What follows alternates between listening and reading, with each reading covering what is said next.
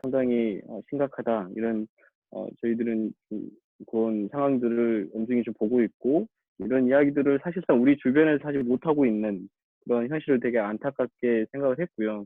그러한 의미에서 오늘 현장 이야기들을 여러분들과 함께 나누기 위한 이런 자리를 마련했습니다. 오늘 한 1시간 내지 1시간 반 정도의 시간을 들여서 현장의 이야기들 생생하게 여러분들과 함께 나눌 수 있는 시간을 갖도록 하겠습니다. 먼저 저는 아디에서 인권 기록을 맡고 있는 김기남 변호사입니다. 반갑습니다. 네. 오늘 옆에 두 분은 지금 오늘 소중한 발표를 해주실 조이와 셀림입니다. 좀 이따 본인들이 본인 소개들은 자세히 해주실 것 같고요. 먼저 오늘 어떻게 진행될지에 대한 내용들을 조금 안내해드리기 전에 아디에 대해서 잘 모르시는 분들이 있는 것 같아서 잠깐 소개만 하고 넘어가겠습니다. 그래서 저희 아디는 2016년도에 설립을 했고요. 아시아 분쟁 지역에서 생존 피해자들과 피해 커뮤니티의 뭐 존엄성 회복 위한 그래서 뭐 인권 회복을 위한 이런 활동들을 지원해 왔습니다. 그래서 인권 기록과 심리 지원 그리고 각종 여성과 아동 대상의 커뮤니티 활동들을 해왔고요. 지금 로힝야 이슈 그리고 특히 이제 방글라데시 로힝야 캠프, 미얀마 메크틸라라는 지역 그리고 팔레스타인 이렇게 세 곳에서 저희 활동들을 이어오고 있습니다. 오늘 네 벌써 끝냈네요. 제가 와디 소개를. 네. 오늘 웨비나는 그래서 제가 활동하고 있는 그 로힝야 캠프하고 팔레스타인 지역의 소식들 중심으로 캠프에서 이제 코로나 전과 후의 모습들 그리고 앞으로 상황이 어떻게 전개될 것인지 인권의 관점에서 좀 돌아보고 향후의 전망들 그리고 어떻게 대응했으면 하는지에 대한 이런 이야기 가지고 나눠보는 시간을 갖도록 하겠습니다. 각 패널들에게는 15분씩의 시간을 드릴 거고요. 저희가 사전에 등록을 받으면서 질문을 조금 받았던 게 있는데 그 질문들은 아마 발표 과정에서 답변을 드릴 수 있을 것 같고 답변 과정에서 빠진 부분들은 또 답변을 통해서 별도의 Q&A 시간에 답변을 드리도록 하고요. 혹시라도 중간중간에 질문이 있으시면 채팅방에 올려주셔가지고 저희가 취합해서 한꺼번에 이렇게 답변을 드리고 또 그래도 또 끝에 가서 또 질문이 더 있으시면 직접 라이브로 받아서 이렇게 진행해 볼 수 있도록 이렇게 하겠습니다. 시작하기에 앞서서 한 가지만 더 말씀을 드리면 저희가 지금 녹화를 지금 하려고 합니다. 그래서 저희가 이제 주로 녹화되는 거는 저희 이제 화면하고 음성 이런 정도에서 참여하신 분들의 얼굴들은 이렇게 나오지는 않습니다. 그래서 이 점 말씀을 드리고 녹화하고 있다는 정도만 이렇게 공지를 드리고 굳이 얼굴을 가리거나 나가실 필요는 없을 것 같습니다. 그래서 그러면 본격적으로 오늘 발표 웨비나를 시작해 보도록 하겠습니다. 먼저 이제 방글라데시 난민 캠프의 소식들 그리고 어떠한 상황들이 벌어지고 있는지 이런 것들을 상세하게 청해 듣도록 하겠습니다.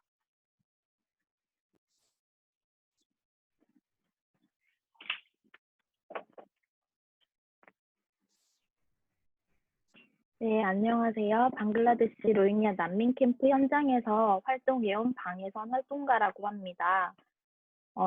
저는 오늘 코로나19 상황 속에서 방글라데시 로힝야 난민 캠프 내 로힝야 인권, 그리고 그중 특히 난민 여성이 가지는 취약성, 그리고 또 난민선에 대해서 간단히 나누도록 하겠습니다. 우선 난민 캠프 이야기에 앞서서 캠프가 위치하고 있는 방글라데시의 코로나의 전반적인 상황을 공유해드리도록 하겠습니다. 5월 20일 WHO 발표에 따르면 약 26,000여 명의 양성 환자가 있습니다. 방글라데시 당국은 3월 말에 확진자가 급증할 조짐을 보이자 이제부터 전국에 이동 제한령을 내리고 거리에는 대중교통이 멈추고 또 모스크나 시장 같은 곳에 모임이 제한되어 있는 상황입니다. 방글라데시 국내에는 총 42개의 코로나 테스트 시설이 있고 또 다카에 21개 그리고 그 외 지역에 21개가 있습니다. 한국은 5월 22일 오늘 기준 611개의 선별 진료가 설치되어 있어서 방글라데시 국가 자체의 의료시설 체계가 굉장히 미비한 것을 볼 수 있습니다. 그리고 로힝야 캠프의 상황을 보면 5월 14일 로힝야 캠프 내에 첫 확진자가 발생했고 WHO 발표에 따르면 20일 기준 13명의 확진자가 존재합니다. 네, 좌측에 보시면 3월 25일 콕스바자르 내 확진자가 발생했고 로힝야 캠프 내 확진자가 발생한 뒤에 매일 계속해서 확진자가 생기는 추세임을 보실 수 있습니다. 네, 방글라데시 정부는 코로나 바이러스의 캠프 유입을 막기 위해서 3월 25일부터 난민 캠프를 폐쇄하고 최소한의 인도적 지원 활동만을 허가한 상황입니다. 3월 25일에 에센셜 서비스를 지정을 해서 보건, 영양, 물과 위생, 그리고 이에 관련된 시설이나 서비스를 확충하고 BBB 케이스 매니지먼트, 즉 성폭력 사례 관리, 그리고 1대1 심리 지원 카운셀링 등이 포함되어 있었습니다. 하지만 4월 8일에 크리티컬 서비스로 변경을 하면서 전반적으로 스태프를 80% 감축을 했고 또 생명유지 활동에서 심리 지원, 그리고 성폭력 사례 관리와 같이 이런 활동이 제한된 상황으로 난민 캠프는 기존에 존재하는 지원이 현저히 줄었기 때문에 더욱 폐쇄적인 상황에 처해져 있다고 할 수 있습니다. 이제 인권의 시각에서 로힝야 난민 캠프의 상황을 살펴보도록 하겠습니다. 기존 IOM이나 UN ISCD를 통해서 나온 보고서를 비롯해서 아디가 활동 중에 있는 캠프 14의 여성들을 전화 인터뷰한 결과에 기반한 정보를 공유하도록 하겠습니다. 첫째로 인간다운 삶의 기본인 주거권을 살펴보겠습니다. 여기 아래 그림을 보시면 임시거처가 굉장히 빽빽하게 차 있는 것을 보실 수 있는데요. 코로나 예방을 위해서는 물리적 거리두기가 굉장히 중요한데 난민 캠프에서는 이것이 불가능한 상태입니다. 로힝야 캠프는 세계 최대의 난민 캠프로 세계에서 인구 밀집도가 가장 높은 지역 중에 하나입니다. 실제 킬로미터당 인구가 4만 명으로 이는 중국 우한시의 7배, 그리고 코로나19 집단 감염이 발생했던 일본 다이아몬드 프린세스 크루즈의 1.6배에 달하는 인구 밀도입니다. 아래는 실제 IOM이 실시한 인터뷰에서 한 로힝야 남성의 이야기인데 코로나19 예방을 위해서는 붐비는 장소를 피해야 되고 또 피해야 되는데 지금 한 방에서 같이 살고 있고 또 이런저런 필요 때문에 외부에 나가야 하는 상황인데 이렇게 지키기가 매우 어렵다 이렇게 말을 하기도 했습니다. 그리고 다음으로 식수권 보장은 인간의 존엄성을 위해서 매우 기본적인 사항입니다. 하지만 로힝야 캠프 경우에 급수장의 수가 부족하고 급수장과 거리가 먼 가정의 경우에 장거리를 이동해야 하며 급수장에서마저 기나긴 대기를 해야 하는 그런 문제가 있었습니다. 국경 없는 이사회에 따르면 로힝야 1인당 하루 소비 가능한 물의 양은 11리터로 국내에 286리터에 달하는 것에 비하면 소비 가능한 물의 양이 턱없이 부족한 상황임을 알 수 있습니다. 이에 대한 대응으로 국제기구나 NGO를 통해서 코로나 예방을 위한 손 씻기 교육, 마스크 비누와 같이 이런 배분이 이루어지고 있고 또 손 씻기 장소나 급수장을 확대하는 활동을 해오고 있습니다. 여기서 로힝야 난민 여성의 취약성을 보게 되면 기존의 급수장, 공공화장실, 욕실과 같은 위생시설 사용 시에 여성이 느끼는 위협이 증가했습니다. 실제 아디가 인터뷰한 결과 보통 물을 떠오는 노동은 가족 내에서 여성 또는 여아가 담당하는 경우가 많습니다. 캠프 14의 경우에 코로나 상황 이후에 이동 제한으로 새벽이나 저녁, 하루에 2번만 물뜨기가 가능합니다.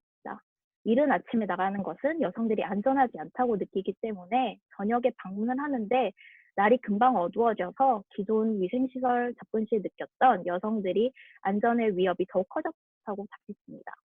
또한 저녁 시간에 사람들이 많이 몰리고 또 어두워지기 전에 집으로 돌아가야 되기 때문에 물을 충분히 기르지 못한다고 합니다.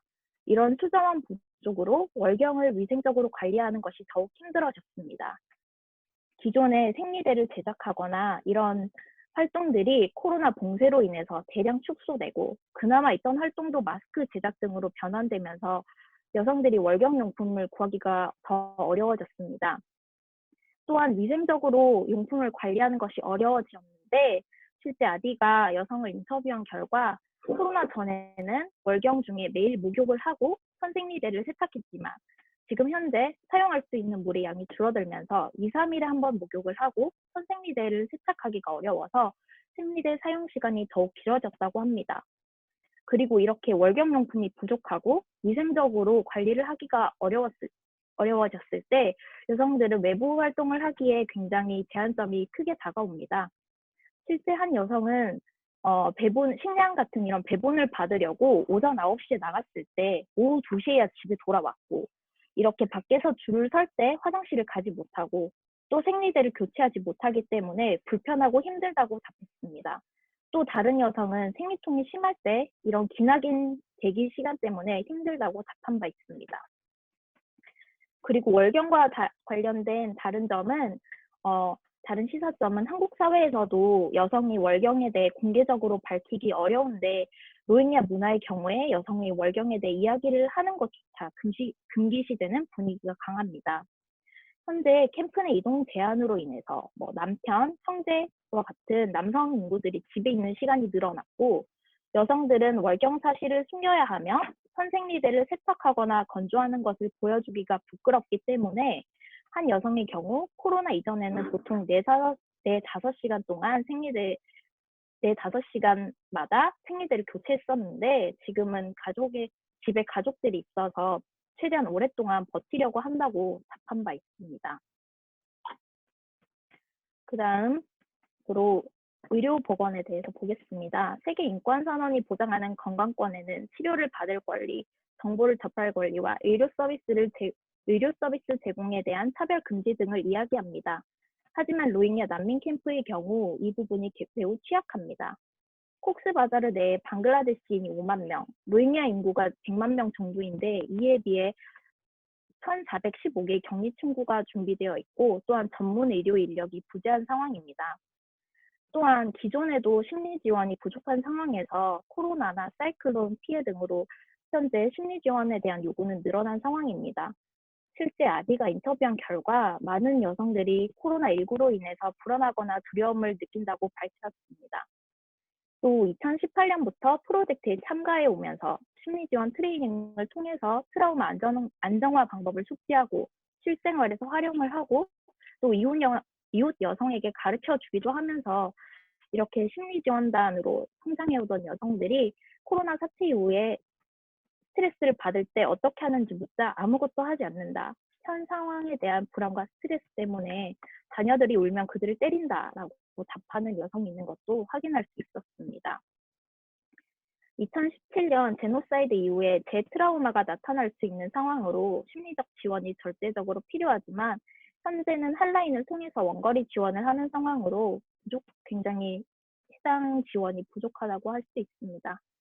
따라서 아디에서는 전화를 통해서 여성들을 대상으로 기존에 배웠던 스트레스 완화법을 다시 공유하고 또 해당 여성들이 이웃과 나눌 수 있도록 지원하는 활동을 해오고 있습니다.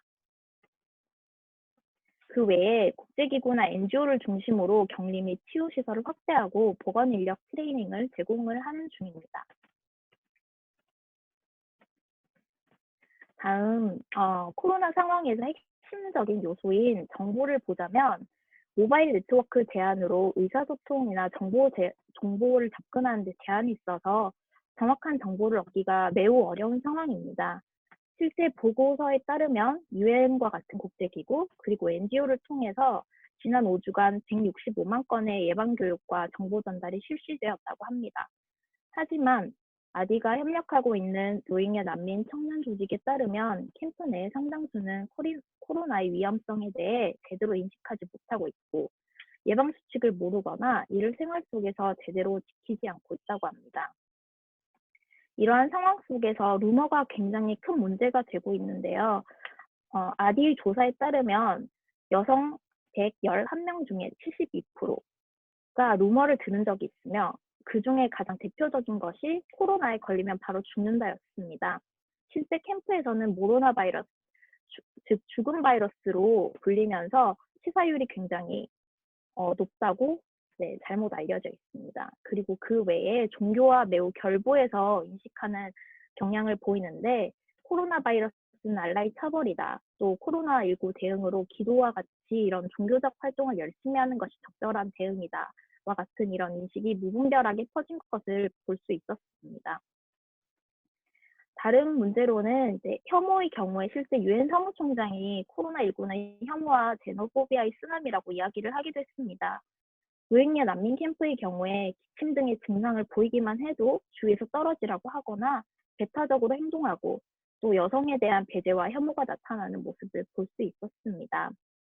여기서 여성의 취약성을 좀 먼저 보자면 여성의 경우에 정보 접근성이 떨어집니다. 실제 아디가 조사한 결과 여성 65%가 남편, 아들과 같은 남성에 의해서 정보를 얻는다고 답했습니다. 실제 인터넷이 통제되어 있고 정보는 주로 남성들만 접근이 가능한 차를 마시는 가게, 사원 등을 통해서 얻어지는 상황입니다.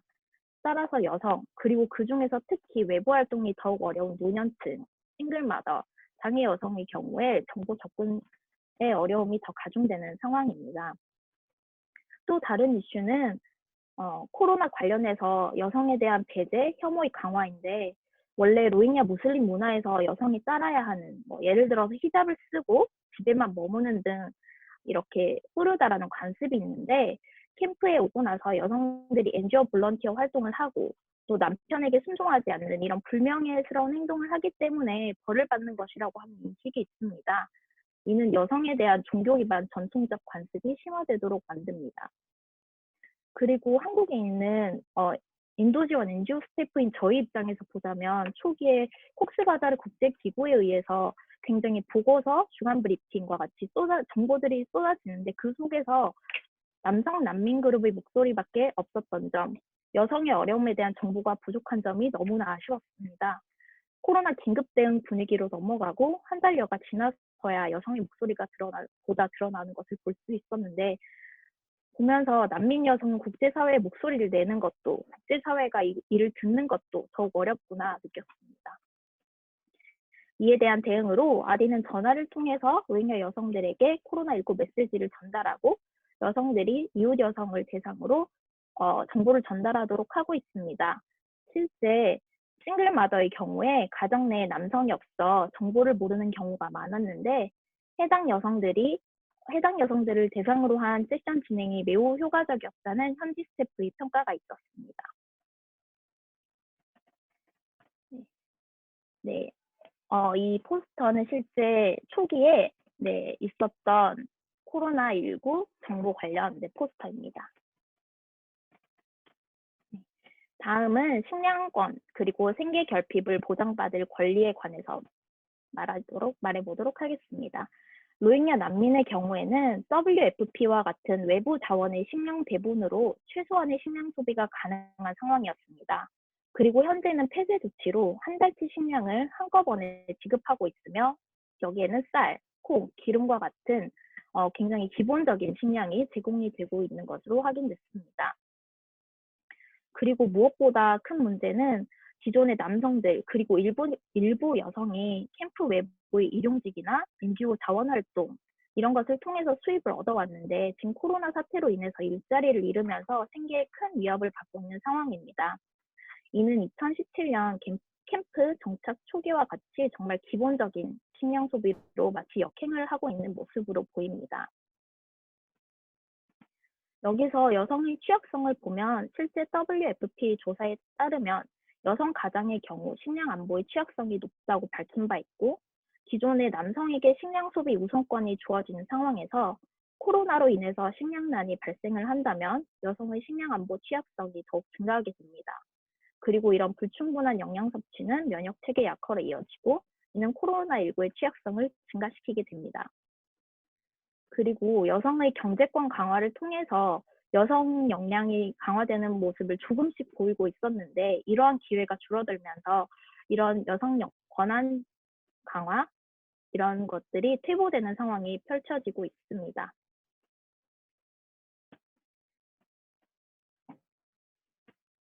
네, 마지막으로 젠더 기반 폭력에 대해서 보도록 하겠습니다. 전 세계적으로 봉쇄 그리고 사회적 격리 정책이 시행되고 가족이 제한된 공간에서 머물고 있는 상황과 더불어서 가정폭력이 증가함을 볼 수 있는데 로힝야 난민 캠프 또한 예외가 아닙니다.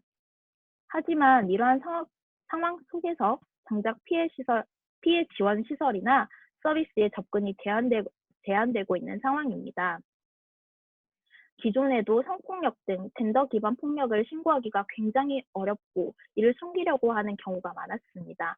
정말 소수의 용기 있는 여성들이 도움을 구한다고 볼 수 있었는데 하지만 현재 캠프 내에 이러한 지원이 거의 이루어지지 않으면서 도움을 구할 곳이 현저히 줄어들었습니다. 실제 아디가 인터뷰한 결과 아디 여성 역량 강화 프로젝트를 통해서 이제 자신의 의견을 조금 드러내고 도움을 구하는 것이 가능해진 여성 볼런티어가 남편에게 신체적 폭력을 당하고 그러고 나서 또 용기를 내서 블락의 리더에게 도움을 구했습니다.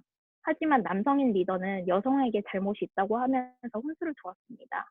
그리고 이러한 상황을 들은 다른 여성은 결국 친정으로 대피를 했다고 합니다. 현재 캠프 폐쇄 조치로 다른 선택 사항이 없기 때문에 완전히 남성 블락 리더에게 의존적인 상황입니다. 현재 젠더 기반 폭력 대응을 담당하는 단체에서는 원거리 지원을 하고 있지만 어려움이 큰 상황입니다. 그리고 그 외에 인도 지원 스태프에 의한 성적 학대 위험 경감을 위한 교육을 실시하고 또 코로나19에 맞추어서 생리대 비롯 마스크, 비누 등의 물자를 포함한 여성, 여아 대상 존엄 키트를 제공하는 활동을 해오고 있습니다. 네, 여기서 아디의 현장, 네, 지금까지 어떤 상황인지 공유를 드렸고요. 네, 아디의 현장 대응 활동은 우선 아디의 미션은 피해 생존자가 스스로 존엄성을 회복하고 커뮤니티 지원 활동을 할 수 있도록 하는 것인데 기존에 로힝야 캠프 내에 존재해오던 여성 그리고 청년 조직을 지원을 해서 이들이 커뮤니티 대상으로 코로나19 인식제고 교육을 실시하고 또 위생키트를 배분하는 활동을 진행해왔습니다. 실제 한 청년 활동가는 보통 로힝야 자체 조직에 대한 지원이 없는 상황에서 이러한 지원이 굉장히 큰 동기부여가 되었다고 밝힌 바 있습니다. 그리고 앞서 말씀드렸던 이런 로힝야 여성 심리 지원 사업은 계속해서 진행하기가 어려운 상황으로 따라서 전화를 활용해서 여성 심리 지원단을 대상으로 코로나19 교육을 실시하고 또 해당 여성이 다시 모임을 조직해서 이웃 여성을 대상으로 교육을 진행해오고 있습니다. 또한 추후에는 태블릿 PC를 활용해서 코로나19 정보 전달을 확대하고 또 심리 지원 활동을 지속할 예정입니다. 이렇게 교육이 된 여성들이 커뮤니티를 대상으로 지원 활동을 할 계획이 있습니다. 그리고 여성의 경제권 그리고 역량 강화를 위해서 해당 활동에 인센티브를 지급하고 또 남성 대상으로 젠더 인식 교육 그리고 코로나 정보 전달도 할 계획이 있습니다. 또한 지속적으로 성별, 나이 등에 따라 현장 상황을 파악하고 또 이를 바탕으로 현장에 필요한 활동을 지원할 계획이 있습니다. 네. 마지막으로, 네, 정말 마지막입니다. 시사점과 전망을 나눠보도록 하겠습니다. 우선 코로나는 점차 확산이 될 것이고 대응 의료 체계는 미비한 상황입니다. 앞으로 코로나의 위기가 점차 커질 것으로 보입니다. 캠프는 더욱 고립이 될 것이고 이런 외부와의 단절 속에서 고립감, 사회적 긴장 상승 등이 문제가 될 것으로 보입니다.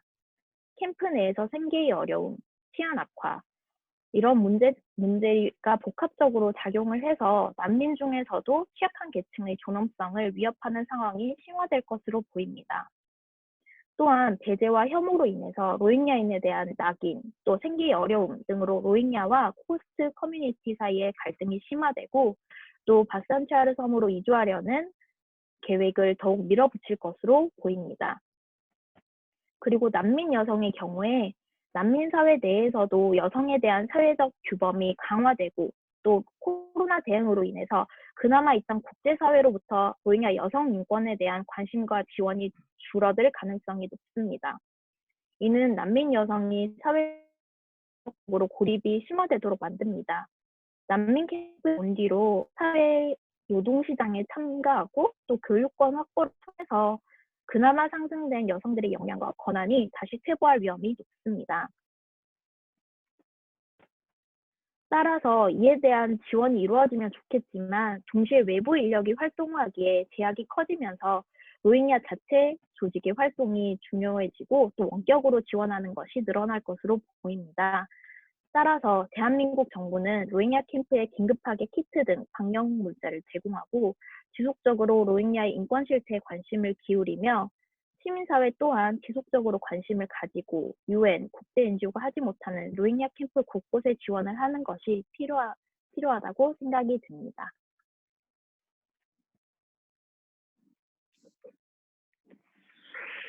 네, 우리가 네 수고하셨고요. 예, 우리 참여해주신 분들께 큰 박수로 예 감사의 말씀을 좀 드렸으면 좋겠고요.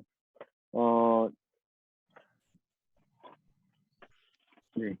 그 제가 마지막에 이 방위선 활동가가 정리를 잘 해줬기 때문에 다시 한번 발표 내용을 요약해서 정리하지는 않겠습니다. 이제 다만 이제 로힝야를 저희가 이제 보면서 되게 생각하면 지금 팔레스타인도 마찬가지겠지만 가슴이 먹먹한 게 사실 지금 어떻게 보면 이제 삼중고에 처해 있는 이런 아주 취약한 상황이죠. 그래서 미얀마 있을 때에는 한 60년 넘게 지난 60년이 넘는 기간 동안에 집단 학살의 어떤 프로세스 속에서 박해와 차별을 받아왔고 이제 가까스로 생명을 구하기 위해서 이제 방글라데시 넘어왔는데 아주 척박한 그런 캠프에서 간신히 생존해 오고 있다가 이번에 이제 코로나가 다시 세 번째 다시 또 삶의 위기로 이렇게 좀 다가오는 그런 상황이었고 또 얼마 전에는 불과 한 일주도 안 됐습니다. 이제 사이클론이 불어가지고 엄청난 바람과 이제 비를 이렇게 몰고 와서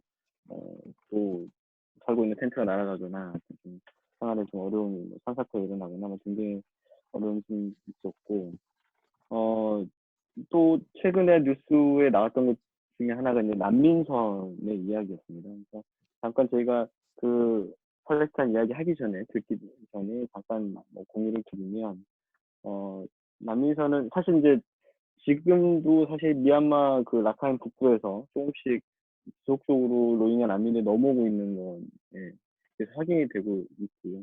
그리고 지난 3월, 4월경에는 방글라데시 캠프에 살던 분들이 배를 타고 이제 인근 지역, 특히 이제 말레이시아나 이런 태국이라든지 이런 국가들로 어, 사실 이제 그 난민을 다시 다른 나라로 다시 새로운 삶을 찾아서 떠나는 이러한 일들이 발생했었습니다.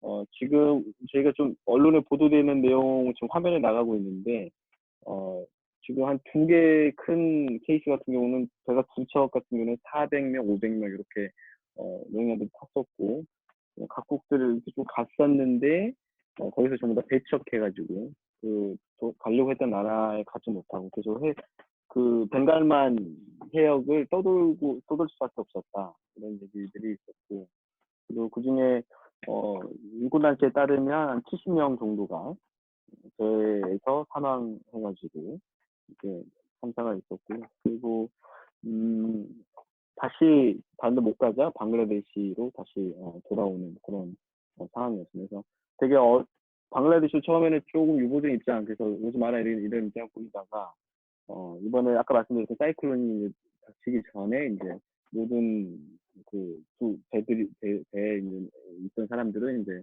방글라데시 해안으로 이렇게 데려와서 안전한 곳에 이제 격리 조치를 하고 있다라고 하고 그 중에 한 28, 9명 정도가 아까 이제 바샨처 섬이라고 미얀마 인권 특별보호관이 있어요. 정말 살 수 있는 곳인지 잘 모르겠다, 의문이다.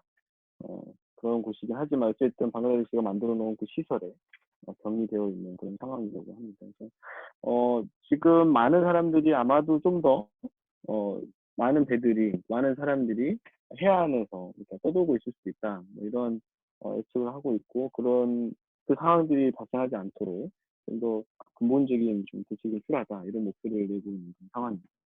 일단 이런 정도로 로힝야 캠프의 상황, 이런 뭐 난민사 상황 이렇게 좀 정리해 드리고요. 다음은 지금은 이제 다음은 팔레스타인 상황으로 제가 어, 그 이동화 활동가를 모시고 얘기를 듣도록 하겠습니다.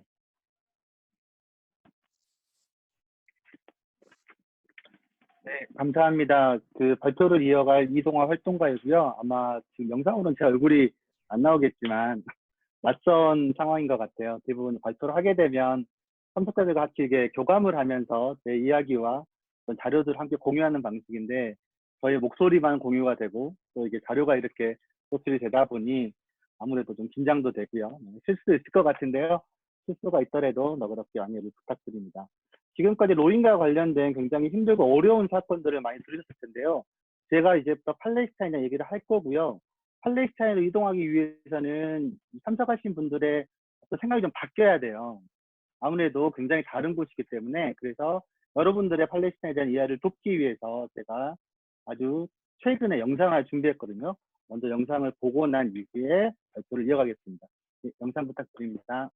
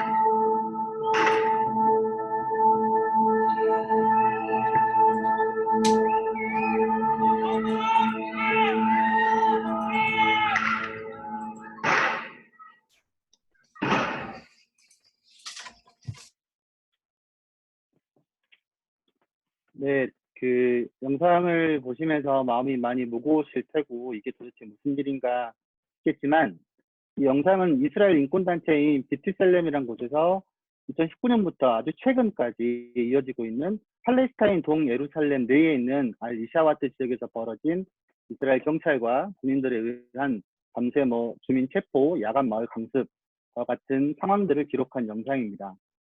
팔레스타인은 1948년 이스라엘 건국과 67년 전쟁을 통해서 전 지역이 점령된 공식적으로는 Occupied Palestinian Territories, 즉 각각의 점령 지역들의 조합을 일컫습니다.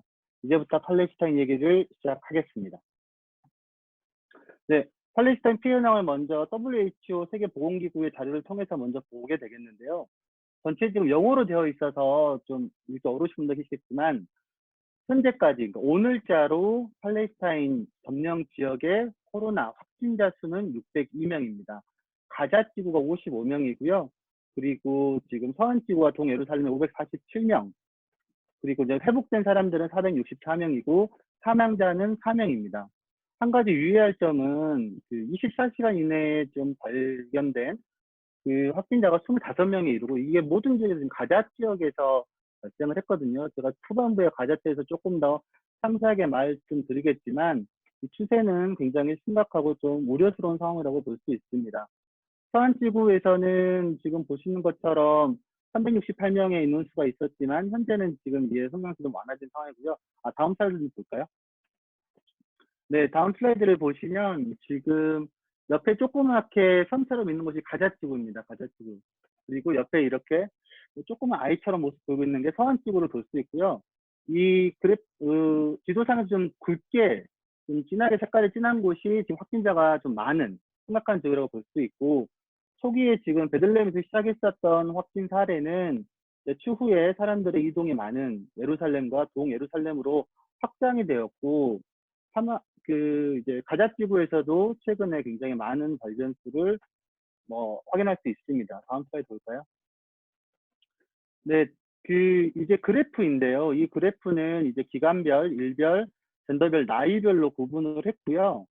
팔레스타인의 최초 발견 시점은 3월 5일인데 3월 기간 동안의 확진자의 성장세는 완만하였지만 4월을 되면서 그래프상에서 첫 번째 좌측 상단에 있는 걸 보시겠지만 급증하게 되는 것을 볼 수 있어요. 그래서 4월 기간 동안 이제 되게 많은 발견자 수가 이렇게 있었고, 여기에 대해서 이제 지역사회 내에서 불안과 좀 어려움들이 있었죠. 그리고 5월 달이 되면서 이게 좀 확산세가 좀 누그러뜨려졌는데, 밑에 있는 그 표를 보면 그 밑에 있는 표 중에 그 가장 오른쪽에 있는 그 주황색으로 된 표가 하나 쭉 올라와 있잖아요. 저 주황색 표가 가자 지구의 표이거든요. 가자 지구가 최근 3일간에 35명의 발견이 되어 있어서 조금 우려스럽습니다. 반복되게 되네요. 그리고 그 성별로 보시는 것과 그 다음에 이제 연령대로 확진자의 수가 이게 보여지고 있습니다. 그러면 이 확진 이후에 각각의 팔레스타인 리더십이 어떻게 대응했는지에 대해서 먼저 말씀을 드리면, 팔레스타인은 이제 크게 보면 서한 지구와 가자 지구로 구분할 수 있고, 서한 지구가 팔레스타인 자치정부 수반이 마하무드 아바스라는 사람이고요. 그 초에 보시는 저분이고요. 3월 5일 날 베들레헴에서 7명이 확진 판정된 이후에 곧바로 국가 비상 사태를 선포하게 됩니다. 비상 사태의 내용은 이제 국경을 기본적으로 폐쇄를 하게 되고요. 초, 중, 등, 고등학교, 대학교, 학교 시설은 문을 닫게 되고, 교회와 모스크 관련된 종교시설, 그다음에 다중에 모이는 행사와 시위와 파업들을 전면적으로 금지하게 됩니다. 도시간의 이동을 제한하게 되었고요. 야간의 통행을 이제 금지하는 커퓨가 있고, 예, 다시 이전 화면으로 갈까요? 네. 이렇게 됐고, 이제 기본적으로 이제 사람들이 음식물을 사거나 약품을 살 수 있는 곳을 제외하고는 이동을 금지하였습니다. 근데 이 최초의 선포는 30일간의 휴록 기간을 가졌었고, 4월 5일과 5월 5일 두 차례 연기를 하였고, 이제 6월 5일 날 공식적으로 종료될 예정입니다. 하지만 이제 후반부에도 좀 말씀을 드리겠지만, 한국 같은 경우에도 시기가 지남에 따라서 어떤 정부의 조치가 좀 완화가 됐다가 강화됐다 이런 모습을 보였잖아요. 그래서 각 주별로 봉쇄 조치가 시간이 좀 지나면서 5월 달에 들어오면서 이렇게 완화된 모습을 보였고, 현실적으로 일부 상점들이 문을 열면서 사람들이 이렇게 좀 내외하는 경우를 볼 수 있었습니다. 하지만 최근 발표에 따르면 라마단 기구 이후에 무슬림들은 이드 알 피트르라는 축제기간을 3일간 한국의 설날이나 추석과 같은 굉장히 대규모의 축제기간이 있는데, 이 기간 동안 공식적으로 야간의 통금을 이렇게 허용하지 않겠다. 야간에 이게 이동을 허용하지 않겠다라고 발표를 하였습니다. 다음 슬라이드요. 네, 하마스 아까 말씀드렸던 가자 지구의 어떤 그 통치 세력들이라고 볼 수 있는데요. 그 3월 22일 날 2명이 최초로 확진자가 보고가 되었고, 이제 그 서한 지구와 유사하게 모든 종교시설, 학교, 시장, 식당, 공연장 같은 경우에도 다 폐쇄를 하였습니다.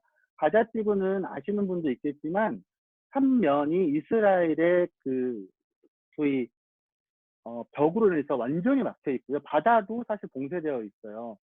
그래서 사실은 이곳을 출입하기 위해서는 이집트와 이스라엘 딱 두 군데 출입구가 있는데, 여기에 대해서도 하마스는 특별하게 격리 조치를 시행을 했었고, 모든 그 가자 지구에 있는 사람들의 재택 거주를 명령을 하였습니다.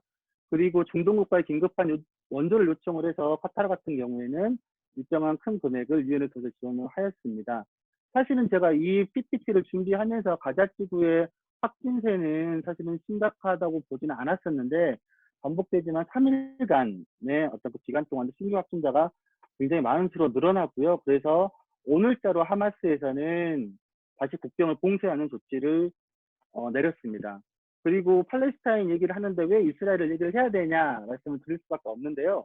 이스라엘은 사실상 1968년 전쟁 이후에 이 팔레스타인 전 지역을 점령하고 있는 점령 세력입니다. 그래서 사실상 점령지에 있는 사람들에 대한 보건과 건강에 대한 의무가 있습니다. 그렇기 때문에 이스라엘도 이 대응에서 포함을 시켰고요.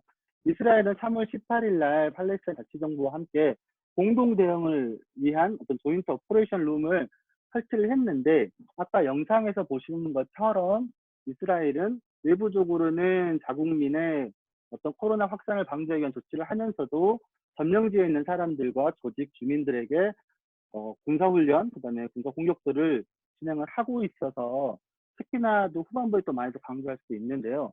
근데 지금 미국의 트럼프 정부와 함께 지금 서한 지구에 있는, 그리고 요르단밸리에 있는 정착촌을 정합을 추진하고 있거든요.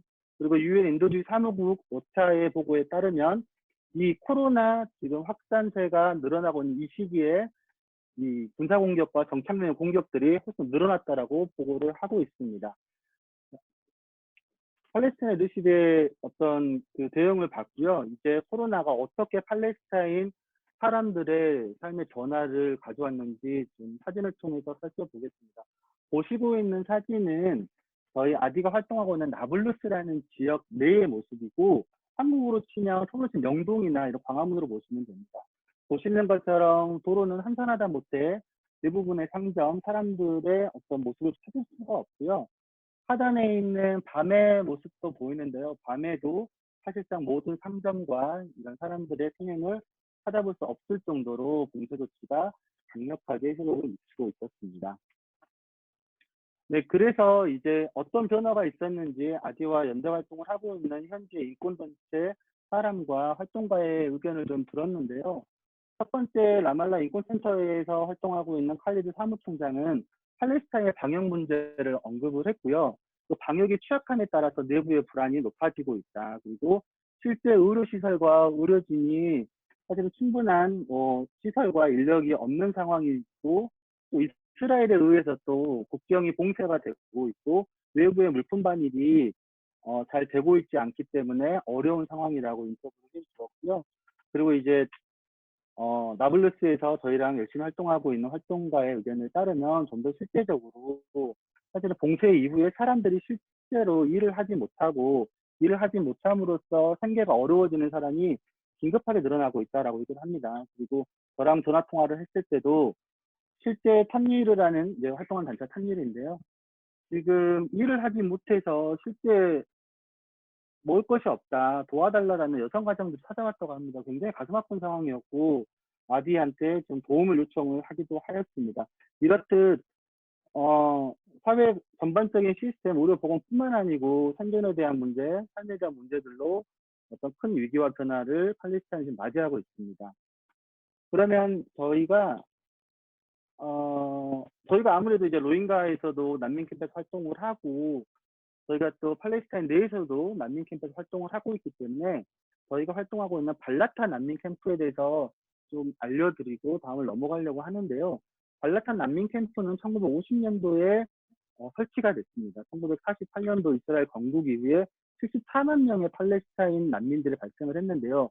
그 난민들이 거주하고 있었던 그 캠프 중에 하나입니다. 굉장히 작아요. 실제 여기를 수차례 방문을 했는데 공간이 가로 세로 250m 정도의 0.25 제곱킬로미터죠. 여기에 사는 사람들은 거의 3만 명으로 추산이 돼요. 이게 3만 명으로 추산된다는 것들은 사실은 이게 비교가 좀 좋지 않을 수 있지만 로힝가의 어떤 컨트가 더 높거든요. 왜냐하면 이 사람들은 그 정해진 구역에서 사람들 늘어나니까 위로 올라간 거예요. 소위 말하는 도시형 난민 캠프라고 보시면 되는데요. 협소한 곳에서 집들이 위로만 올라가고 있다 보니까 굉장히 높은 인구 밀도를 보여주고 있고요. 이 사람들은 대부분 현재 이스라엘 텔 아비브, 지중해 아름다운 도시죠. 이 지역에 야파했거든요. 여기서 쫓겨나신 분들입니다. 그래서 현재까지 돌아가기를 바라고 있고요. 캠프 내의 주요 시설들을 보면 여성 아동들을 위한 학교가 2개가 있고 2개의 남성 학교가 있습니다. 그리고 단 하나의 병원이 있고 청년센터와 배분센터가 이제 운영이 되고 있습니다. 24명 이하의 고주민 60% 이상, 그러니까 되게 젊은 사람들이 다수를 차지하고 있고요. 내부에 높은 실업률과 빈곤율, 그리고 팔레스타인 유엔 난민기구라는 운루아가 병원과 배분센터를 운영을 하고 있습니다. 일반적 현황이고요. 실제 캠프에서 어떻게 지금 여성들이 지내고 있는지 저희가 어렵게 현지의 저희 활동가를 통해서 인터뷰를 얻었거든요. 짧으니까 한번 듣고 오시겠습니다. Manari Nature. I'm gonna talk about how coronavirus impacted my life in the previous few months. I started to teach my two sons, first and second grade, at home. And that is a challenge because my two kids view me as their mother and not their teacher. I work as a teacher in a kindergarten. I stopped working because of the lockdown imposed by the government, so I don't get my salary paid. 3 kids and my husband study online, and I have to send material for my students in the kindergarten using the same laptop with a poor internet connection. My name is Hakim Hassan from Asir al-Qabliya, south of Nablus. I am the president of Ritaj Foundation of Palestinian Women. And we start thinking what we must do, how we must help the people, and we start awareing them, how give them more information about this virus. The people, they stop their work, so they don't have money or food. We start bring the food from for them. 네, 인터뷰를 보셨고요. 조금 수치를 통해서 저희가 상황들을 조금 더 살펴보도록 하겠습니다. 발라타 캠프는 말씀드린 것처럼 코로나 이전에도 굉장히 높은 실업률과 빈곤율을 가지고 있는데요. 봉쇄조치 이후로 체감의 빈곤율이 훨씬 더 높아졌고, 뭐 다들 예상이 가능하겠지만 수입원이 없어지거나 이게 줄어들기 때문에 현재는 지금 기존에 갖고 있는 돈을 소진을 하고 있거나 아니면 주변에 도움으로 지금 연명을 하고 있다고 합니다. 4,500명이나 되는 학생들은 현재 학교가 이렇게 문을 닫음에 따라서 집안에만 이렇게 있는 상태로 온라인 수업을 하고 있다고 하지만 팔레스타인의 인터넷 상황이 예상하시겠지만 절대 좋을 수가 없고 굉장히 열악하거든요. 그리고 노트북과 같은 컴퓨터 시설들이 굉장히 부족한 상황입니다.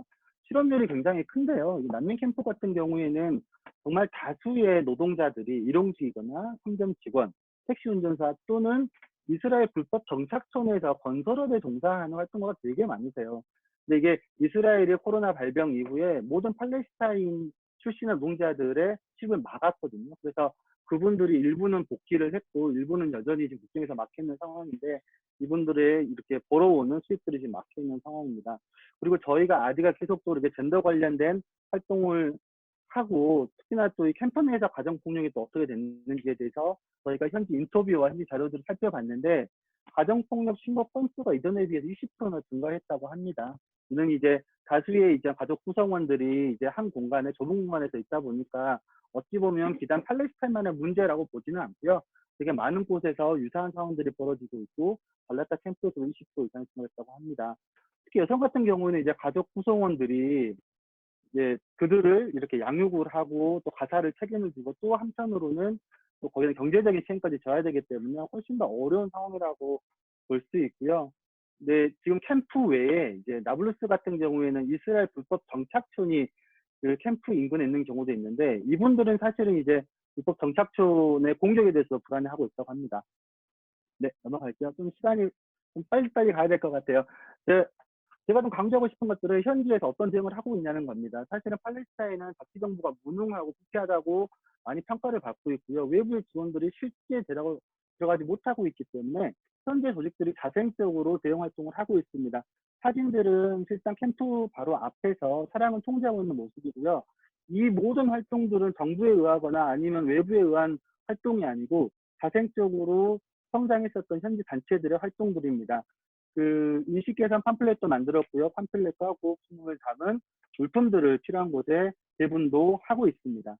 그러면 거기에 따른 아디는 도대체 무엇을 하고 있느냐? 아까 말씀드린 것처럼 저희 탄미르 활동가가 현지에 어떤 어려움들이 전달이 됐었고 저희는 이것들이 심각한 인권의 문제, 생존의 문제라고 판단이 돼서 외부에서 긴급하게 자금을 모았고요. 이 금액을 저희가 현지에 제공을 하였습니다. 그래서 현지 탄미르는 가장 필요한 곳에 있는 수요를 조사하였고 그들이 필요하는 물품들 대부분 식량이 중심인데요. 그것들을 중심으로 해서 식량을 샀고 그것들을 자원봉사자와 함께 포장을 하고 이것들을 넘어갈까요? 네, 실제 보시면 아디라는 그 로고를 붙여서 이렇게 배분을 하였습니다. 옆에 보시면 2019년 아디 팔레스타인 청와대가 엄청 잘 보이실 텐데요. 이분들이 한국을 모르니까 근데 아디와 함께하고 있던 것들을 제가 PPT를 준비한다고 하니까 알고 싶었나 봐요. 전혀 맥락에 맞지는 않지만 어쨌든 예, 아디가 함께 하고 있습니다. 네, 네, 중심으로 바꿨죠. 현지 전망과 대응 방안을 말씀드릴게요. 가자지구에서 말씀드린 것처럼 신규 확진자가 많이 발생을 했고, 제가 서두에 서안지구의 확진자 성장세가 줄어든다고 하였지만, 여전히 한국도 마찬가지고 코로나 같은 경우에는 굉장히 확진세가 또 어느 상황을 통해서 또 중복될지 모르고 있습니다. 또 가자지구 같은 경우는 국정에서 지금 1,500명이 지금 들어오지 못하고 있습니다. 가자지구의 인공 산소호흡기가 위기에 불과하고요. 그리고 우리 활동가 같은 경우에는 정부도 믿지 못하고 이스라엘을 공격하고 있다. 하지만 우리는 스스로 노력을 다하고 있다. 노력을 하고 있지만 어려움은 또 따르고 있다. 실업도 있고 사실 삶이 붕괴되고 있다. 한국에서는 극복을 하고 있다고 들린다. 어떻게 했냐 좀 알려달라라는 의견도 있고요. 가장 심각하게 좀 고민이 되는 것들은 이스라엘의 지금 정치 세력들이 서원지구와 요르단밸리에 있는 팔레스타인이 실제 살고 있는 땅을 병합한다고 이것들도 2달 이내에 강행하겠다고 5월 7일 날 공식으로 발표를 했어요. 지금처럼 코로나로 인해서 전체적으로 내부적으로 봉쇄되어 있는 상황에서 이것마저 강행이 된다면 제가 처음에 보여드렸던 그 동영상이 팔레스타인 전역에서 발생을 하게 될 거예요. 물론 코로나가 가지고 있는 의료와 보건의 문제도 있겠지만 실제 자신의 땅에서 자신의 집에서 쫓겨나게 되고 생명을 위협받게 되는 상황으로 내몰릴 것 같다는 게 굉장히 좀 불행한 좀 안타까운 전망이고요. 마지막으로 그러면 우리는 어떤 걸 해야 되느냐? 아디는 두 번째를 보시면 팔레스타인 현지 필요와 상황에 따라서 지원과 또한 연대를 해야 된다라고 생각을 합니다. 뭐 비단 팔레스타인 문제만은 아니겠지만 코로나가 이렇게 보건과 의료 영역을 위협하고 있지만 사실은 사회 시스템에 연결 약한 고리들이 있잖아요. 그리고 여성, 아동, 난민, 일용 노동자 이게 훨씬 더 어려움을 가져다 주고 있고 저는 사실은 팔레스타인 얘기를 많이 하면서 한국 같은 경우에 외세 침략을 당했었고 저희 그 현대사에서 일제 식민지배를 32년을 당했잖아요. 팔레스타인은 영국의 지배를 당했고 현재 이스라엘 식민지배를 72년간 이어가고 있습니다. 과연 한국 정부와 시민사회가 어떤 일을 해야 될지에 대한 고민을 하게 되는데요. 그래서 저는 정부 차원에서는 K방역 사실은 되게 많은 국가에 지금 수출하고 있다고 하는데 이 부분에서 반드시 지원을 해야 되고 다만 팔레스타인의 리더십을 아까 말씀드린 것처럼 대표성을 많이 가지고 있지 않고 팔레스타인 사람들이 되게 많은 신뢰를 저버린 상태이기 때문에 다양한 대표성을 선별해서 좀 지원을 해야 된다라고 보고 있고요. 그리고 저희 시민사회, 아디오 같은 시민사회 민간단체는 장기적으로 긴급한 의료용품과 식량 지원을 해야 되고 아까 좀 반복적으로 말씀드리고 있는 이스라엘과 미국 이 양측에서 이루어지고 있는 부당한 이런 인권 침해와 어떤 점령에 대해서 우리가 함께 맞서야 된다라고 생각을 합니다. 빨간색으로 적어놨는데요. 한국 정부와 시민사회는 이러이러한 활동을 하면 좋겠다라는 게 아디의 생각입니다. 네, 이상입니다.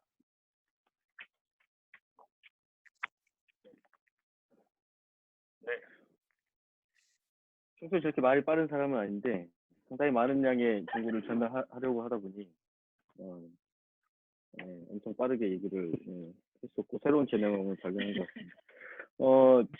저희가 이거 준비하면서 정말 새롭게 이렇게 자료 조사도 하고 그러면서 사실 좀 더 자세한 내용들을 알게 되었는데 사실 비단 이게 두 나라뿐만 아니라 전 세계가 좀 비슷한 상황이겠지만 그 중에서도 코로나의 악영향을 가장 세게 받는 곳이 바로 이 두 지역의 사람들이 아닌가.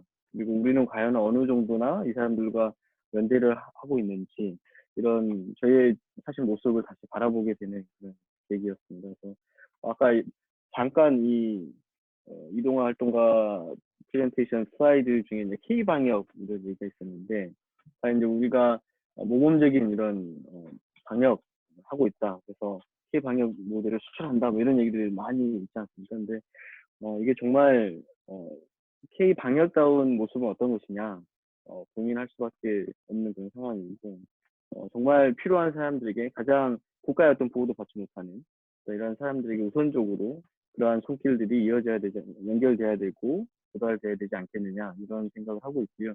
만약에 지금 코이카나 외교부 관계자가 이 웨비나를 듣고 계신다면 꼭 정책 방향에 고려해 주시면 좋겠다 이런 말씀을 드리고, 혹시 듣고 계신 분 중에 그런 분을 아신다면 내용을 좀 전해 주시길 바라겠습니다.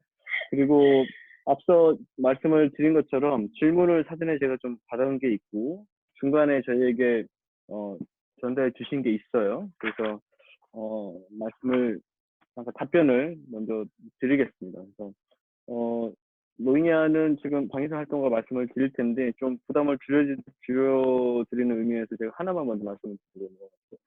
그러니까 모스크에서 무술을 예배하느냐라고 말씀하셨는데 캠프 내 그 종교 활동도 모스크에서 하지 말라라는 공고를 계속 하고 있는 상황이고요. 근데 이제 일부 사람들은 안 가는데 또 일부는 또 굳이 또 가서 되게 생활화되어 있는 그런 준비이다 보니까 가서 예배를 보는 사람도 있다. 근데 가더라도 이제 생활 방역이 그래서 마스크 쓰면 좋은데 얼마 전에 올라온 뭐 이런 사진, 특히 방화 사건들이 있어서 그 주변으로 몰려든 사람들의 모습을 보면 마스크 쓴 사람이 정말 한 수백 명 됐는데 그 중에 2명밖에 못 봤습니다. 그래서 이 지금 예방 교육이라든지 지금 그런 생활 속에서의 방역 어떤 이런 수칙을 지키는 정도가 바로 그 정도이다라고 말씀을 좀 드리고 싶고요. 그러면 방위사 활동가로부터 먼저 로힝야 상황에 대한 질문에 답변 드리도록 하겠습니다. 네. 네, 네, 질문을 주셨는데, 여성 대상 인터뷰 표본을 언제 어떻게 진행되었는지 여쭤보셨는데요. 우선 3월부터 5월 둘째 주까지 지속적으로 여성들과 전화 인터뷰를 실시를 해왔습니다. 그리고 오늘 공유한 내용은 5월 특히 5월에 집중적으로 2일부터 17일간 저희가 기존에 활동해오던 여성 심리지원단 여성 그리고 일반 여성을 포함해서 여성들의 나이, 남편, 아이 유무 이렇게 분류화해서 설문조사를 실시했습니다. 그리고 물론 여성 스태프들을 통해서 안내된 질문지 그리고 해당 교육을 실시한 여성 스태프들을 통해서 로힝야 여성 대상으로 인터뷰를 실시했습니다. 그리고 다른 동일한 분이신가? 네, 텃밭 사업 진행 관련해서 활동 진행 사항을 여쭤보셨는데, 저희는 우선 텃밭 사업, 캠프 내 텃밭 사업 아마 힐링센터 내 텃밭 사업이요. 네, 지금 힐링센터가 폐쇄되어 있습니다. 네, 운영하지 못하고 있기 때문에 우선 기존에 계시던 그 시큐리티 가드 분이 조금은 관리를 하고 있겠지만 전반적으로 힘든 상황이라 할 수 있습니다. 그리고 저희가 힐링센터 안에서 작게 텃밭을 유지하고 있지만 따로 텃밭 사업을 저희는 진행을 하지 않고 있습니다. 네.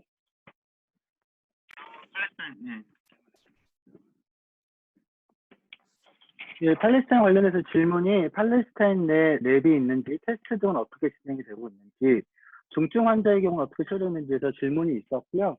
일단 팔레스타인 같은 경우는 서한 지구와 가자 지구, 그다음에 동예루살렘으로서 크게 나눌 수 있는데, 가자 지구 같은 경우에는 아까 말씀드린 것처럼 총 현재 대응할 수 있는 산소 호흡기가 60개 정도고, 병상이 제가 알기로는 그 국제 적십자위원회인가 그래서 200개 병상 정도가 준비가 되고 있다고 합니다.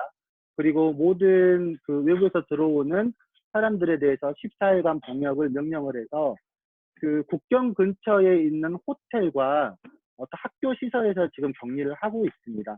그리고 예루살렘 같은 경우에는 현재 지금 5개의 병원이 지정이 되어 있고요. 이곳에서 지금 검사가 진행이 되고 있고, 검사는 그러니까 한국처럼 어떤 그 가능성에서 모든 사람을 하지는 않고요. 그쪽 의사가 지정하는 사람에서 검사를 진행을 하게 된다고 합니다. 그리고 동예루살렘에서 그 병원 내에서 진료는 사실은 한국과 유사한 거라고 저희 활동가들이 얘기를 하더라고요. 그리고 치료 기간을 약 25일 정도 진행을 하고 끝나고 나서도 14일간 격리를 하고 있다고 합니다. 서한지구도 비슷한 상황이고요. 근데 그쪽에서는 이제 병원이나 이런 시설보다는 사람들이 격리할 수 있는 공간들이 부족해서 초기에 강제적으로 이제 호텔이나 학교 같은 곳에 이게 정부에서 지정을 해서 그곳들을 격리시설로 사용을 하고 있다고 하고요. 실제 나블루스 발라타 캠프에서 한 명이 발병을 했어요. 근데 이게 발라타 캠프에서 발병한 게 아니고 발라타 캠프의 사람들이 이 사람이 예루살렘에서 활동하고 있었던 간호사였거든요. 그래서 이 간호사가 현지에서 발견이 이제 보고가 되고 이제 그 사람이 25일간 치료를 통해서 다행히 완치가 됐고 현장에서 14일간 이제 격리를 통해서 현재는 다시 발라타로 들어왔다고 합니다. 네, 이상입니다. 네, 제가 처음 웨비나를 해보는 거라서 지금 서로 채널들 간에 주고받는 것들이 좀 있습니다. 그게 이제 아이팟으로 저희가 최대한 잘 전달하기 위해서 하고 있는데 다음번에 할 때는 좀 더 나은 모습으로 제가 듣도록 하고요. 다음 질문에 대한 답변을 드릴게요. 그 로힝야 캠프에서 특히 이제 난민들이 미얀마로 귀환을 원하느냐, 그 정도가 어느 정도냐, 이렇게 그리고 현장 분위기가 어떤지 좀 알고 싶다라고 이렇게 말씀을 해주셨는데 이건 제가 답변을 드리겠습니다. 아디가 일단은 만나는 사람들은 꽤 되는데 저희가 실제 이제 다큐멘테이션이라고 프로젝트라고 그래서 하는 가운데 만난 분들은 이제 한 900여 명 정도가 되고요. 그 외에 심리 사회 지원을 하면서 만난 분들도 상당히 꽤 있습니다. 그래서 지난 3년 동안 만났던 사람들의 그런 의견들 그리고 그들의 이제 희망 이런 정도를 좀 말씀을 드리면 일단 돌아가고 싶어 하는 마음은 정말 간절하죠. 근데 그 조건을 사실 되게 로힝야 분은 초반부부터 조건을 다셨습니다. 그래서 그 조건이라고 하는 것이 자발적으로 갈 수 있어야 되고 그리고 존엄한 귀환이 되어야 되고 그리고 존엄성 있는 귀환이 돼야 된다. 이런 그리고 안전한 귀환이 돼야 된다. 이런 조건들을 내것이었고요. 근데 그 이유는 이제 방금 질문자가 말씀하셨던 것처럼 돌아가더라도 지금 미얀마 상황이 안전을 보장받을 수 없는 그런 상황들이고 그리고 2016년도, 17년도 엄청난 그런 절멸 사실 작전이라고 사실 불러도 무방한 그런 작전으로 이렇게 쫓겨왔는데 생명 구하기 위해서 넘어왔는데 그 전의 상황으로 좀 돌려보내줘야 된다. 그러니까 대상이라든지 자기 어떤 거주했던 집 그리고 뭐 마을 이런 정도로 돌아올 수 있도록 해줘야 된다. 이런 이야기들 그리고 차별들 지금까지 받은 차별들이 전부 다 제거돼야 된다. 이러한 이야기들 이런 주장들을 계속 해오고 계십니다. 그래서 작년에 8월 달에 이미 미얀마 정부하고 방글라데시 정부는 이제 송환 협정을 맺어서 송환이 사실상 준비는 되어지고 있죠. 그래서 작년 8월 같은 경우에는 실제 한 3천여 가구가 이미 미얀마 측에서 확인했다. 이 사람들을 우리가 받아들이겠다. 이렇게 돼서 버스를 대절해서 이제 기다리고 있는 그런 상황이었는데 한 분도 나타나지 않았어요. 왜냐하면 아까 말씀드렸던 것처럼 그러한 조건들이 성숙되지 않았기 때문에 지금 어느 분들도 가지 않겠다라는 그런 말씀을 하고 계십니다. 그래서 이 정도 말씀드리고 지금 저에게 들어오는 질문이 있는데요. 그 캠프 내 이동이 많이 제한되고 있다고 들었다. 확진자들의 격리와 자가 격리 장소가 어떻게 만들어지고 있고 캠프 안에 이동이 어떻게 제한되고 있는지 좀 더 자세히 듣고 싶다라고 말씀하셨는데요. 캠프 내 이동은 일단 사람들이 제한이라고 하면 일단 돌아다니지 말라는 어떤 이런 방송을 통한 그리고 맞이를 통한 그런 권고 내지는 이제 그런 방송들 이런 걸 통해서 사실 이루어지고 있고 그리고 뭐라고요? 그리고 이제 뚠뚠이라 그래가지고 이렇게 스피커 달아가지고 이렇게 여러 가지 그런 교육을 하면서 이동을 하지 말라 집에 머물라 여러 가지 예방수칙 얘기하면서 이제 제안을 하고 있는데 만약에 나가게 되면 근데 이제 나갈 때 특히 마스크를 쓰지 않고 나가게 되는 경우에는 군인들이 그걸 적발해서 구타를 하는 이런 식으로 사람들이 이동을 못하게 하고 있는데 그래도 사람들이 이게 캠프마다 조금 사정은 다른 것 같아요. 캠프가 워낙 넓기 때문에 모든 군인들이 모든 곳곳에 다 상주할 수는 없는 거거든요. 그래서 좀 외진 그런 캠프 같은 경우는 군인들이 많이 없기 때문에 사람들이 좀 자유롭게 이동하는 것 같고요. 쿠투팔롱 중심으로는 좀 많아서 좀 그런 것들이 좀 두드러진 것 같고요. 아까 말씀드렸던 것처럼 사진을 봤는데 마스크 쓴 사람은 거의 없어요. 근데 우리 활동가들이랑 제가 자주 통화해서 여러 상황들 물어보면 사람들 그냥 다닌다. 이런 얘기를 많이 하고 있고 또 심각한 게 그것도 마스크 안 쓰면 이렇게 구타를 한다는데 마스크를 배분하는 데는 없어요. 유엔에서 제가 알기로는 공식적으로 마스크를 배분한 곳은 없는 것이 없다고 그렇게 말씀을 드렸고 이제 아주 일부 조직에서 자체적으로 이렇게 배분하고 있는 그런 상황이라고 합니다. 자, 그리고 다음 말씀 네. 그 방글라데시 사이클론으로 인한 피해가 있지 않았는지 이와 관련된 현장 소식 여쭤보셨는데요. 저를 찝어서 말씀하셔가지고 제가 말씀을 드리면, 일단 전체가 어느 정도 뭐 피해가 있었는지는 저희가, 저는 일단 확인을, 그러니까 집계해가지고 말씀드릴 수 있는 지금 수준은 아니고 나중에, 김영경 회원님께 제가 말씀드리도록 하고요. 그리고, 다만 이제 제가 듣기로는 워낙 바람이 강하고 비가 많이 왔기 때문에, 상당히 많은 그런 텐트에 그 지붕이 날아가가지고 지금 급하게 이제 가정마다 이제 복구 작업을 진행하고, 이제 비가 많이 왔기 때문에 이제 길이 유실되거나 이제 산사태처럼 그런 그런 것도 있어서 피해가 있었다, 이런 정도는 저희가 파악은 하고 있습니다. 네. 그럼 다음 질문에 답변 드리겠습니다. 네, 손보름님께서 주셨는데요. 네, 손보름님. 로힝야 캠프 내 전반적인 교육 상황이 어떠한지, 그리고 작년에 방글라데시 정부와 INGO가 함께 이어나가기로 한 인포멀 에듀케이션이 현재 중단된 상황인지, 중단이 되었다면 혹시 대체안으로 다른 교육들이 진행 중에 있는지, 유니세프에서도 올해 상반기 동안에 교육 관련 프로젝트를 더 확대할 것으로 밝혔고, 방글라데시 정부도 다소 긍정적인 방향으로 교육을 다루겠다고 했는데, 이 사안들은 코비드19로 모두 중단된 상황인지 여쭤보셨습니다. 네, 굉장히 많이 파악을 하고 계시네요. 네, 저도 듣기로는 작년에 방글라데시 정부가 그전까지는 굉장히 교육에 제재를 많이 가하는 상황이었고, 근데 다만 작년에 하반기였던 것 같아요. 제가 현장에서 좀 더 많이 얘기를 듣기로는 이제 좀 더 확대를 할 거다라고 했지만, 네, 역시나 지금 코로나 사태가 터진 이후로 해당 관련된 소식을 듣기가 어렵습니다. 전 특히나 교육분과에서는 아디가 활동을 하고 있지 않아서 해당 정보를 얻기가 더 어려운 것도 있지만, 지금 코로나 사태로 인해서 그 전에 진행되었던 활동들이 대부분 중단이 되거나 대거 축소가 되고 대부분 코로나 대응으로 전향이 되는 상황이기 때문에 네, 아마 어렵지 않을까, 네, 짐작이 됩니다. 그리고 원거리 교육을 그리고 기존에 있던 러닝센터마저도 지금 에센셜 그리고 크리티컬 서비스에서 포함이 되지 않고, 네, 닫아져 있는 상황이기 때문에 네, 네, 어렵다고 보입니다.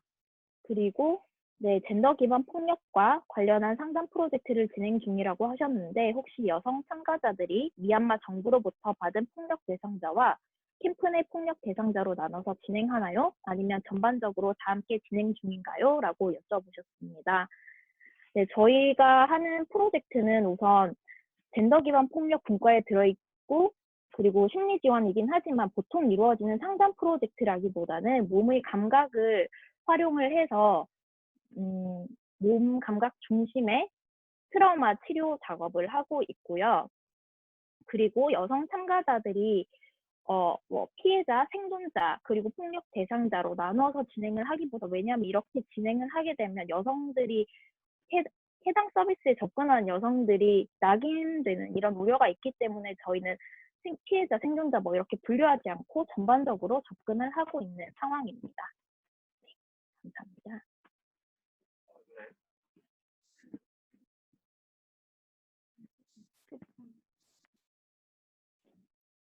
네, 지금 네, 문자로 주신, 채팅방을 통해서 질문을 주신 것들에 대해서는 지금 답변을 다 드렸고요. 지금이라도 네, 저는 다 볼 수는 없지만 손을 들고, 나는 손으로 이렇게 타이핑을 못한다, 그래서 구두로 지금 질문하겠다는 분은 지금 해주시면 좋을 것 같습니다.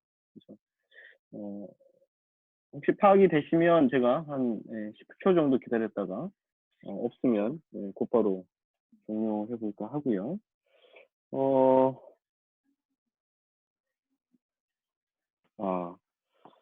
네, 좀 무리한 부탁이 지금 들어왔는데요. 저희 전체 참가자 화면을 열어가지고 우리 스크린샷이라도 아니면 뭐 사진 한번 찍어보자라는 그런 활동가의 무리한 제안이 있었습니다. 그래서 일단 좀 많지 않은데요. 네, 좀 부탁을 드려도 되겠습니까? 네, 그러면 그렇게 부탁을 드리고요. 방금 셀리 이동 활동가가 이거 질문에 답하셨나요? 네. 그 현장에 있는. 그러면 좀 질문 없으신가요? 네, 없으면 우리 마지막 발언의 기회를 드리도록 하겠습니다. 네네네. 그래서 지금 우리 패널리스트 두 분에게 마지막 이렇게 정리하러 할 수 있는 발언 기회를 드리도록 하겠습니다. 네. 먼저 팔레스타인부터 드릴까요? 네.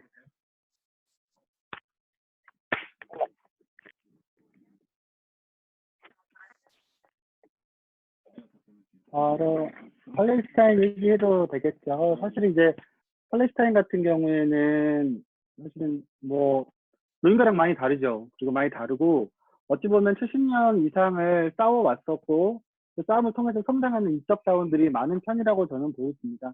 사실 노인가와 굉장히 다른 역사적 배경도 있거니와 현대 상황도 있다고 보고요. 전 사실 이제 코로나19를 하면서 사람들이 좀 더 활동이 어려울 것이다. 그리고 제한될 것이다 얘기를 하는데 실상 저희가 팔레스타인 여성 지원 센터 올해 사업을 시작을 하면서 이 상황을 맞이하다 보니 더 센터 활동가들은 더 이 필요성들과 긴박함 또 내부에서 어떤 좀 이걸 해내고자 하는 열의가 높아진 것 같아요.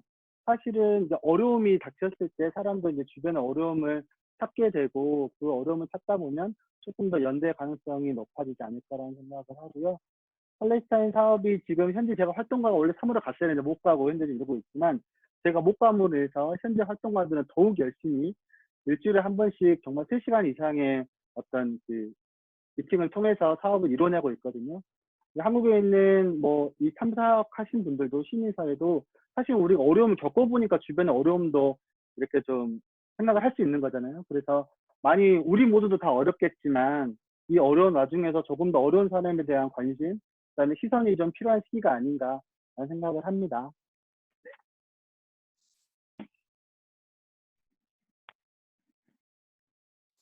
네, 안녕하세요. 다시금 방송 활동가입니다. 네, 저는 원래 기존에 방글라데시 로힝야 난민 캠프의 현장에서 활동을 하는데 지금 코로나 상황으로 인해서 한국에서 근무를 하고 있습니다. 이렇게 물리적으로 떨어져 있지만 심리적으로는 더욱 가깝게 네, 아디 회원분들과 그리고 관심 가져주시는 모든 분 그리고 무엇보다 로힝야 난민 캠프에 네, 저희가 대상으로 하는 여성분들 그리고 네, 커뮤니티 모든 분들과 좀 더 가까워지고자 네, 합니다. 우선 무엇보다 정말 네, 관심을 가지고 들어와 주신 것 자체로도 너무 감사드리고요. 모두가 지금 힘든 상황에서 보다 취약한 계층의 네, 난민분들께 목소리를 기울여주는 그런 여러분의 이런 관심이 매우 매우 필요하다고 네, 생각이 듭니다. 다시금 감사의 말씀을 드리고 네, 네. 네 이상입니다. 감사합니다.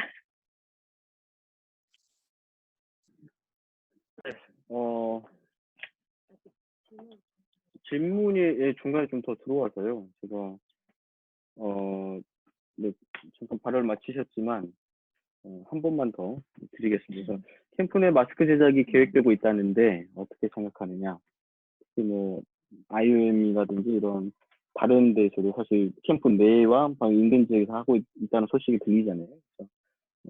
그래서 어떻게 생각하느냐 하면 사실 이제 뭐지? 뭐 좋다 아니다 이런 정도의 답변을 기대하시는 것 같지는 않은데 뭐 이게 적절하냐 뭐 어떤 제작하는 어떤 마스크의 질이라든지 뭐 등등의 것들을 좀 질문하시는 것 같고요. 그리고 이제 기타 생리대 등 제작이 어렵다는데 이제 이런 어려움이 혹시 아는 내용들이 있느냐 이런 질문의 요지인 것 같습니다.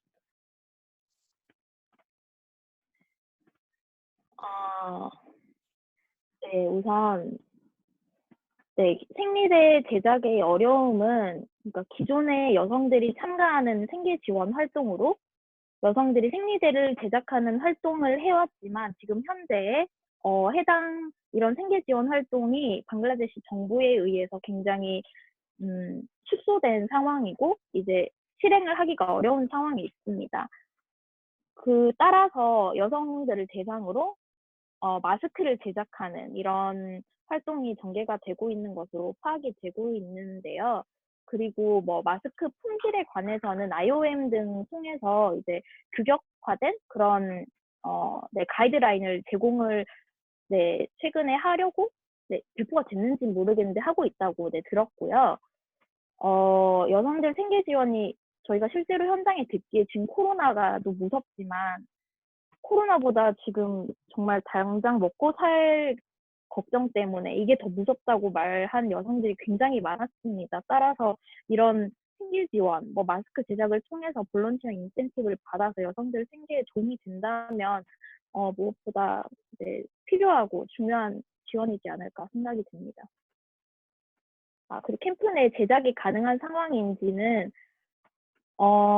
우선 여성들이 기존에 뜨개 가죠? 네, 바느질을 하고 이런 기술이 있기 때문에 네, 제작이 가능하고 그리고 뭐 국제기구나 NGO를 통해서 제작을 할 수 있도록 그런 기반 시설도 제공하고 트레이닝도 제공을 하기 때문에 네, 가능합니다. 가능은 한데 그게 뭐 우리가 뭐 80, 94 뭐 소위 얘기하는 어떤 그런 코로나 바이러스 비말을 막아낼 정도의 어떤 수준인지는 뭐 아닌 것 같고, 근데 첫 마스크 위주로 그렇게 제작 내지는 그런 제작 가능성이 좀 있는 것 같다 이렇게 좀 확인을 해주신 것 같고요.